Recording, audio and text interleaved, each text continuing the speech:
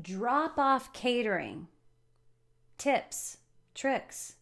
How do we do this drop-off catering? Hi, my name is Michelle Martinez, and I am a wedding planner, and I've been planning weddings for over 20 years. I am also the creator and host of the Big Wedding Planning Podcast, which has been going for 5 years now. There are over 280 episodes of awesome content. It's all about planning a wedding, so check that out on your favorite podcast player. Okay, drop-off catering. It is a thing, and it is typically something you would do because your wedding is, tight on budget, right? You cannot go past a certain amount of money. Catering is a huge chunk of your wedding budget. And really what makes catering expensive is not the food, people. I've got news for you. What makes catering expensive is the staff. All those people serving the food for you. All those people bussing the tables for you. Serving the drinks. Getting everything ready before your guests even arrive. I mean, it takes hours to set up tables and chairs, put on linens, get the kitchen set up, get the food warmed up, get the courses ready to come out on time, according to the wedding day timeline. It's an art form, and it takes a village. And you got to pay each of those village members hourly, and they need to drive to your wedding. And then they're going to leave late because they're cleaning everything up for you. So it's not the food that is expensive when you look at your catering bill. It's the staffing. So when you do drop-off catering, you're eliminating the staff. But you're eliminating the staff. So, just keep that in mind because someone is going to have to clean up. Someone is going to have to serve. Someone is going to have to set out the food station. Someone is going to have to bus the dirty dishes. If you're doing compostables or disposables, that's cool, but somebody's got to clear the dirtiness off of those tables and the food that spilled or the drink that tipped over. You're not going to be able to call over a server and be like, oh my God, can you help me? My cousin just spilled her red wine all over that white tablecloth and, So just keep in mind, yes, you're saving a lot of money, but you gotta have some help. So tips to drop off catering. Number one, I would not do drop off catering if you've got a large guest list. I just wouldn't.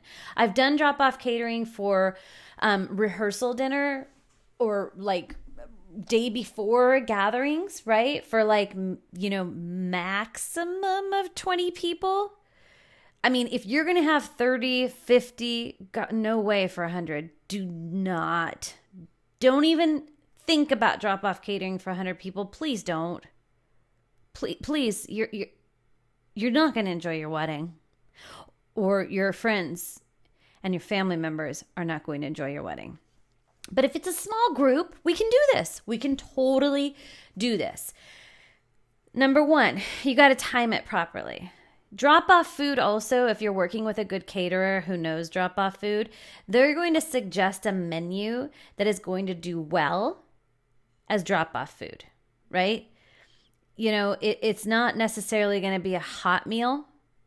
It's going to be something that's delicious and, is not going to go crusty or, watery.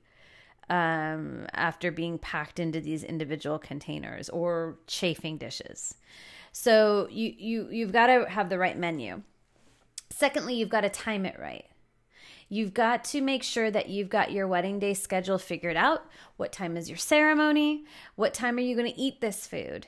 Where are the guests going to be when they're eating the food? Is this going to be like a buffet style? So we got to make sure that you have large enough tables, let's say 8-foot tables, with drapes, linen.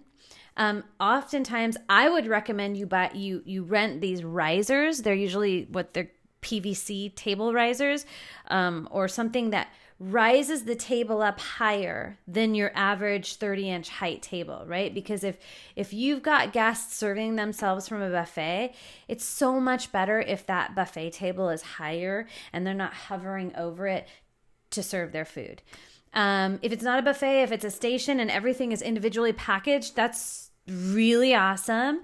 Just make sure you have enough utensils, napkins, waste receptacles, and people there to help you bus those tables. And again, this can be friends, cousins, family members. You're going to find out that a lot of people during your wedding planning process, once they find out that you're engaged, you're going to be surprised. There's going to be quite a few people that you might not even guess would want to help. But they'll come to you and say, hey, what can I help you with? Like, let me know if you need anything. Like, I can totally help you. I love weddings. I want to be a wedding planner, whatever it is. So take them up on that if you're doing drop-off catering. So yeah, make sure the menu is going to hold up.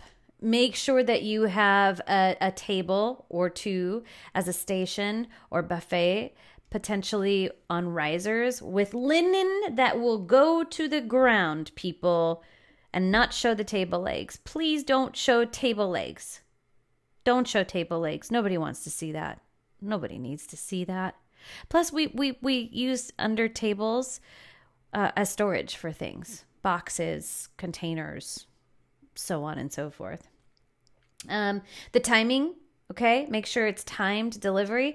Make sure somebody's there to receive the delivery so that the delivery person is not just like aimlessly wandering through your ceremony, trying to find somebody to help them and let them know where they can set up the food station. And yeah, that would be another thing. If whoever is delivering this food can stay long enough to set up the food station, even better.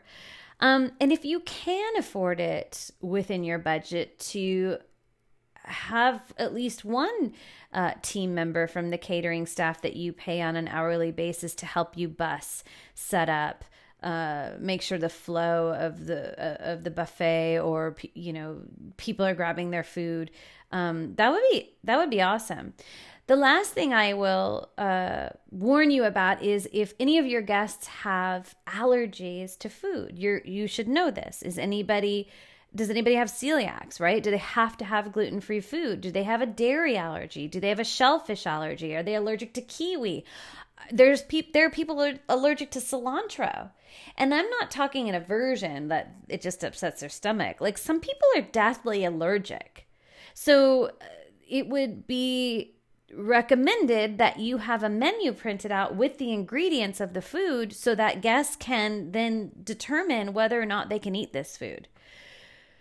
So lots to think about. It can be done. It's best for smaller groups. And yeah, there you go. I hope this was helpful. If so, please like this video and subscribe to the channel and leave your wedding planning questions in the comments below.